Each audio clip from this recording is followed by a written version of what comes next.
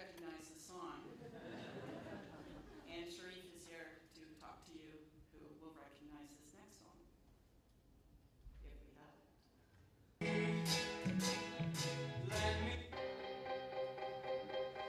Slightly different.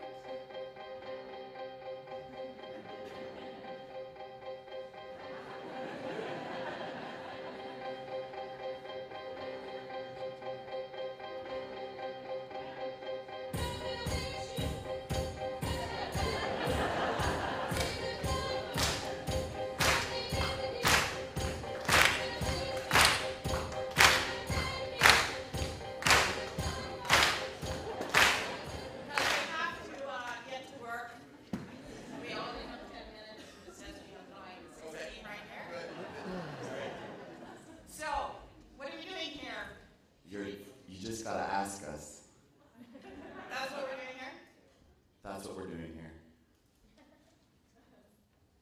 That's a theme. I think you heard it this morning. I think you heard it last night. We're talking about adult allies.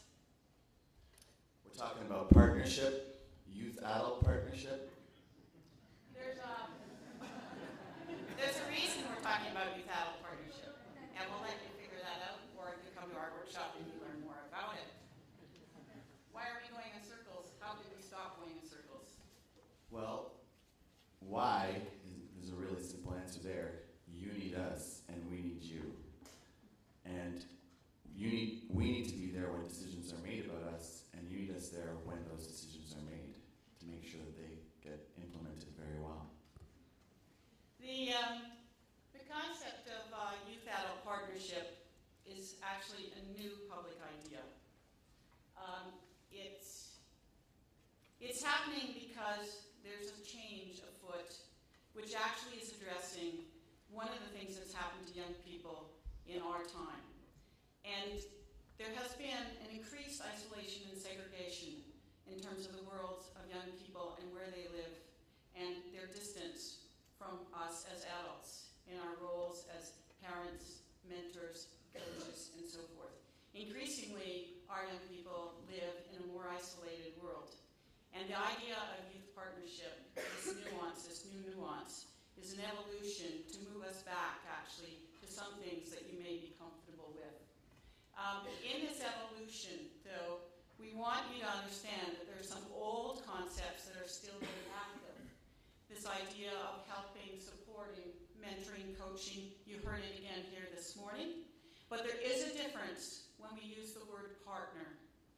And it's learning to really grasp that nuance in that new public idea of adult-youth partnership that we want to talk about. What adults are as allies, what youth are as allies to us. Some might call that a mutual mentorship. So, Sharif. Yes, Stoney. Who should we ask? Great question. So I just heard that the Y just approved the document about children, teens, and young adults. So children, teens, and young adults.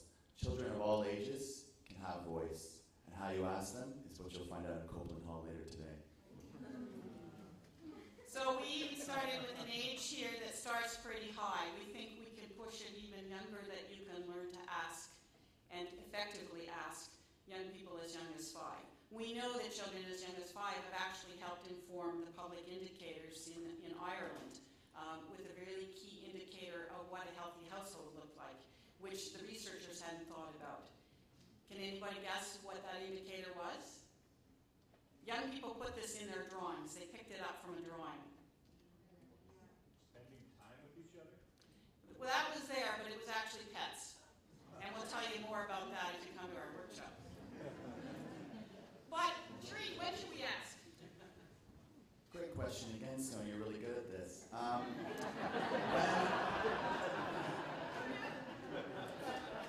When asking, you should ask whenever it's time for a decision to be made about young people. That's basically it.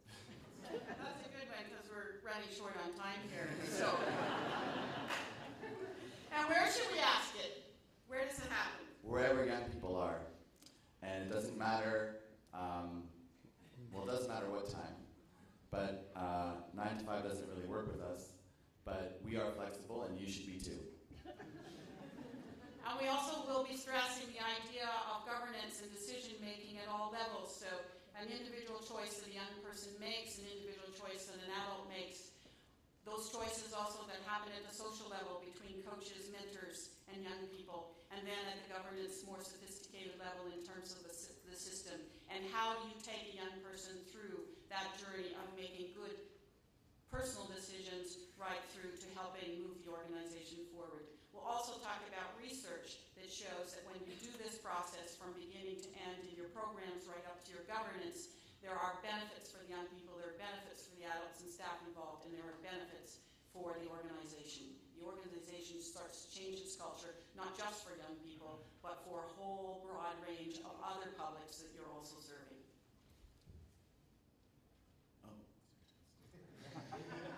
Because I have to ask a question, right? That's what we set up here. It's a partnership, yeah. So, Sharif, what's an effective adult ally? Wow, these questions are great. Well, actually, an effective adult ally is someone who is authentic. So often we find that adults, or adult allies, or adult partners, or adult mentors think they have to be cool. Say words like, yo, and what's up?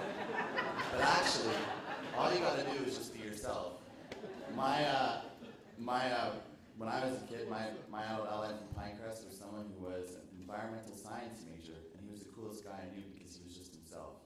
So it's really just about being yourself, and being sincere, and being willing to be committed and sustained, like what Stoney just said. Not just being there to show up, but being there beyond. So we'll talk about that some more later at Copeland Hall this thing. And I'll put a plug in for our poster too, with Mortimer McDougall on exchanges. We actually did some research with the Y on characteristics of effective leaders who are working with young people, and showed again that when leaders are doing certain things about being effective adult allies, young people are reporting better program outcomes. So, Sharif, I think you've already started to touch on some of the how, but can you tell us a little bit more about really how to do it? Because sometimes as adults we're really worried about this. So, the how.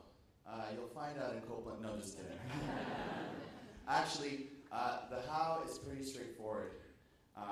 Talking to a young person as a person, being there for them as an individual, and knowing that they are a part of something bigger, and making them feel as if they're a part of something that's outside of themselves will really go a long way to making this work.